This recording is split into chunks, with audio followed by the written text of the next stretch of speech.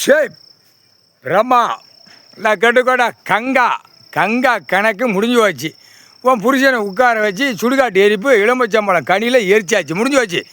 இன்று நாளிலேருந்து திங்கிறதுக்கு உணவு இல்லாமல் இறக்குவார், மழை இறக்குனே வீட்டில் மூட்டையாக வச்சுருப்பானா, மூட்டை புளித்தியெல்லாம் இராது.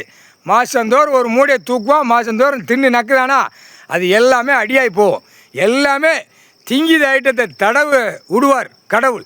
எல்லாம் மழை இறக்கிட்டே இருப்பார். எங்கேயும் ஒரு புளித்தியும் எடுக்க முடியாது, ஒரு புளித்தியும் ஆட்ட முடியாது. விவசாயம் பண்ணுறவன் தப்பிப்பான். விவசாயம் பூமியை மண்ணை தொட்டு கும்பிட்டு போகிறவன் தப்பிப்பான். அவன் வீட்டில் வச்சு சாப்பிடுவான். மித்த முட்டை குயிமை ஆதார கார்டில் கிடைக்கிறவன் பூரா கவர்மெண்ட்டு புளுத்தி வேலை ஆக்கிறவன்.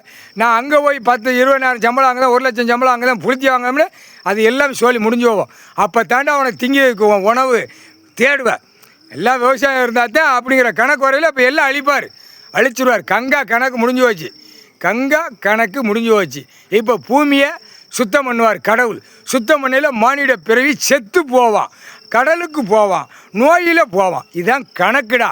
பூமி அழிக்க வந்த முட்டா கூதிமனை கவர்மெண்ட் வளர்க்குற புளித்தியாடா எல்லாம் என்னென்ன ரசாயனம் கலந்து என்னென்ன தண்ணியை விடுதான் உள்ளே போர்லேருந்து எடுக்கிறதெல்லாம் பார்க்கல, ஏற்க கணக்கு உள்ளே போட்டாச்சு.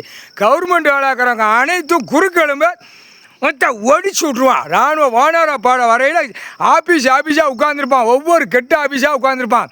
நாங்கள் இதில் ஓட்டுது அதெல்லாம் ஆணுக்கும் பெண்ணுக்கும் குறுக்கெலும்பு ஒடிச்சு விட்டு போய்கிட்டே இருப்பான். அதுக்கப்புறம் அந்த ஆஃபீஸில் போய் உட்கார முடியாது, ஓட்ட முடியாது.